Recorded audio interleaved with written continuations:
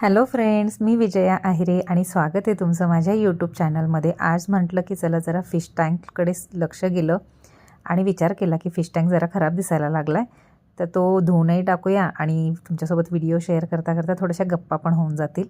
तर तसं तर आज फिश टँकचं थोडंसं रिनोव्हेटेड करायचं ठरवलं आहे मी कोकणात गेलेले होते ना, तर तिथून खूप सारे शंख शिंपले घेऊन आलेली आहे। तर म्हटलं चला आज थोडंसं फिश टँक आहे ना ते थोडंसं ॲट्रॅक्टिव्ह आणि छान बनवूया, जेणेकरून ते जे मासे त्याच्यामध्ये आहेत त्यांनाही फ्रेश वाटलं पाहिजे। काय असतं ना, आयुष्यात थोडासा चेंज खूप महत्त्वाचा असतो। मग तो जसा फिश टँक आहे तसा असो किंवा मग आपल्या आयुष्यात स्वतःसाठी का असेना, पण मग तो चेंज करणं फार गरजेचं असतं। लोकांचं काय असतं, लोकं तुम्हाला जज करत राहणार, कायम करत राहणार, कारण तुम्ही एकट्या आहात, सिंगल मदर आहात, म्हणून तुमच्यावर क्वेश्चनिंग कायम केलं जाणार आहे।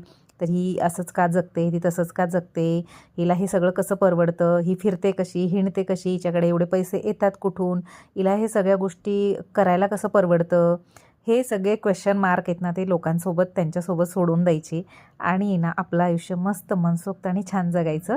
जसं हे मासे बिचारे जसे मुके प्राणी आहेत ना, ते बोलू नाही शकत, पण त्यांना आपण प्रेम दिलं ना की ते प्रेम देणार।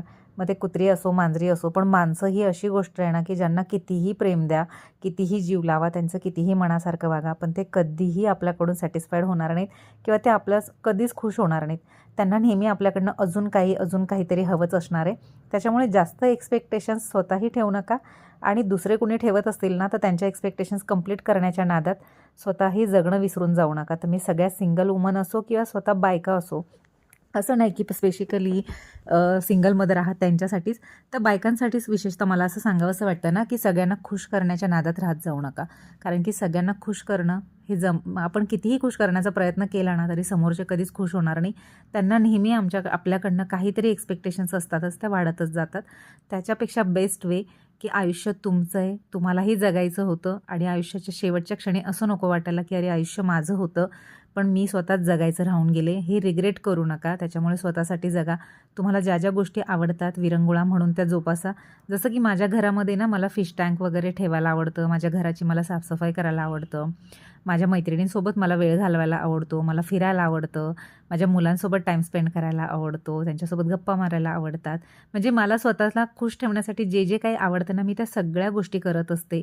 हा विचार नाही करत की मग अरे मला कुणीतरी काहीतरी जज करेल का, कुणी काहीतरी बोलेल का, म्हणेल का, हा विचार मी बिलकुल नाही करत। मला असं वाटतं की हे माझं आयुष्य आहे, जसं बाकीचे त्यांच्या पद्धतीने जगतात तसं मलाही अधिकार आहे की मीही माझ्या पद्धतीने जगावं। तर मी सगळ्या बायकांना हेच सांगेल की तुम्ही तुमचं लाईफ आहे ना ते तुमच्या पद्धतीने जगा। तुम्हाला आणि अजून कुठल्या टॉपिकवर मी व्हिडिओज बनवायला पाहिजे तेही मला कमेंटमध्ये सांगा आणि माझ्या चॅनलला लाईक